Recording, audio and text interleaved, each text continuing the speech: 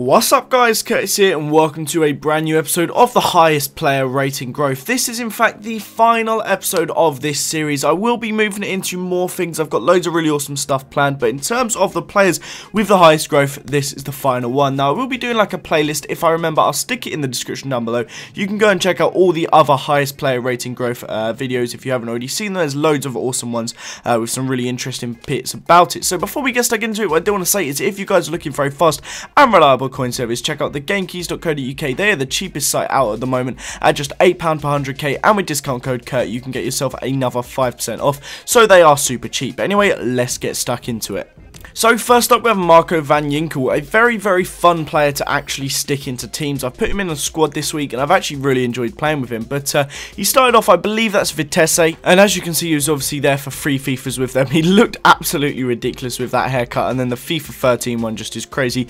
But he started off as a CDM and he obviously wasn't really that defensive, but he had good pace for a CDM, which isn't too bad, and he kind of went up in rating, but in terms of the amount of people that would want to use him for those stats, I'm sure nobody wants to use him. But now those stats are really actually pretty good. Good pace, good dribbling, good passing, and he's actually a really good card, and it's amazing to see he's gone 17 ratings up in 3 FIFAs, and he's so young with so much potential ahead of him.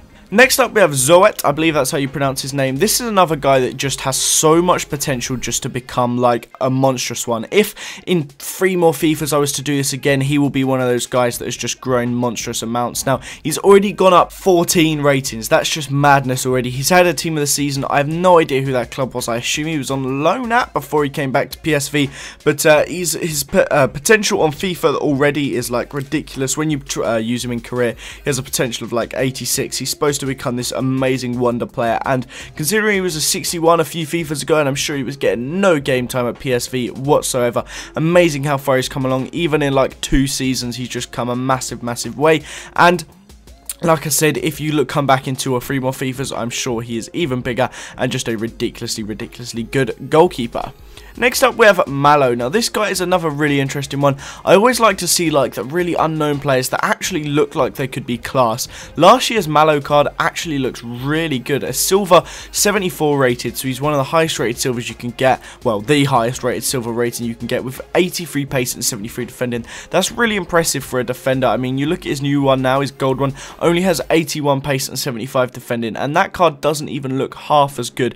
I mean, the fact it's shiny now is just, it's non-shiny now and it's a gold, just makes it look so much worse than a shiny silver. I do love the look of a shiny silver card, but once again, he's one of these players that over just like 1 season had a big growth. Obviously where he digs into the first team from that 63 to 71, that's quite a big difference there, and obviously he's making big strides, and maybe he will actually get him moved away from, I believe that's Celta Vigo. Next up, we have Andy Weimann. Now, this guy, some people call him Andreas Weimann. I don't really know which one you go for, but this guy's kind of broken into the scene in the last like year or so at Aston Villa. Now, obviously, he started off in FIFA 10 with that 59 rated card. I personally, I thought he joined Villa after that Watford thing. I didn't know he'd been with them for a while and went out on loan. I thought like they'd bought him off Watford or what, because I seem to remember he had a really good season at Watford and everyone rated him really highly. But he had that 59 rated card, then the 66 rated one, and he didn't really go up at all, and then the Watford one bumped him right up to 72, and now he's got this 74 rated card with some really good stats, with so much potential to grow even more as the next few years are going on. He's starting to get more and more game time. He's fitting in that little front three with Gabi and Benteke, and maybe we could see him becoming a far better striker, but only time will tell. But that is the end of this episode, guys. If we could reach 500 likes, that would be absolutely amazing. Put any comments down below for any players for other types of series you'd like me to do. Let me know any similar ones to this you'd like to see me do. But thanks as always for watching. Hope you guys enjoyed this mini series. Have a nice day, and I'll see you all next time. Bye bye.